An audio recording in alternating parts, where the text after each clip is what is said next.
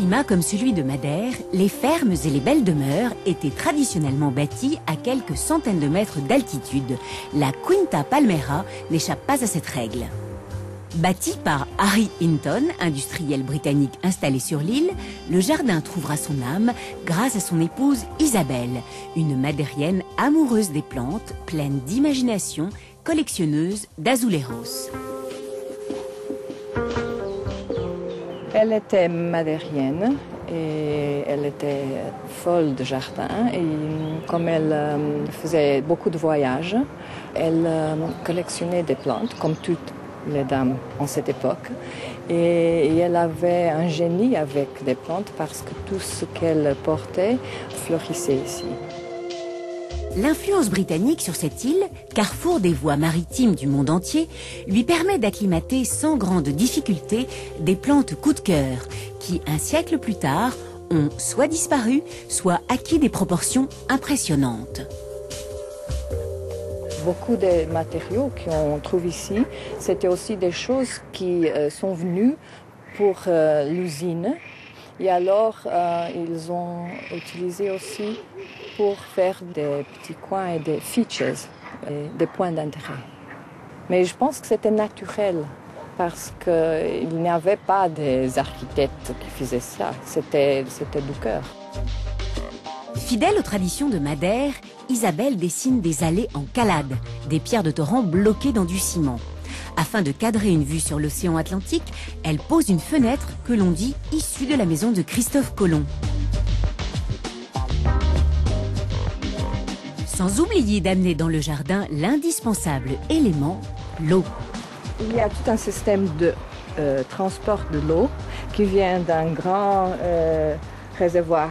Et après, ça vient par ici, après ça repart d'ici, il y a des canaux souterrains, mais il y a toujours des coins où l'eau revient en des petites choses ornementaux, comme ça. Alors, les azulejos étaient importés de Portugal par Isabelle. Ils étaient tous peints à la main, c'était tout artisanal.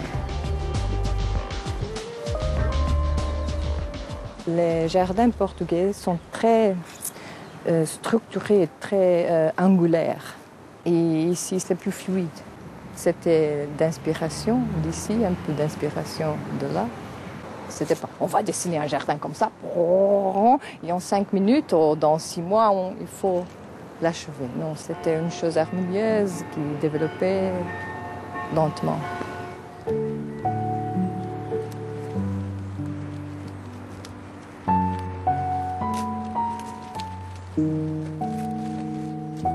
Ici, bon, c'est aussi Isabelle qui a fait toute cette mise en scène avec des assiettes cassées qui venaient de l'hôtel Ritz.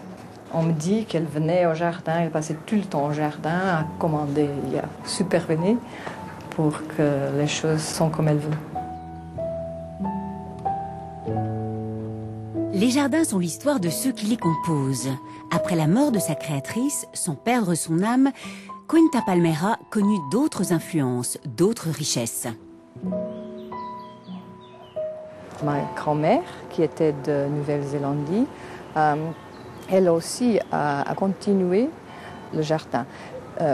Ma mère, elle avait d'autres intérêts. Et moi, je pense que maintenant, je peux commencer. Parce qu'il y a un âge où on a beaucoup de sollicitations. Et après, on a du temps pour penser, ah oui, le jardin, c'est bon, il faut continuer l'œuvre de passé. La ville a explosé. Elle s'est invitée aux portes du jardin. L'autoroute s'est même proposée de le traverser pour le couper en deux, le détruire. Les botanistes ont décidé qu'un tel patrimoine ne pouvait disparaître.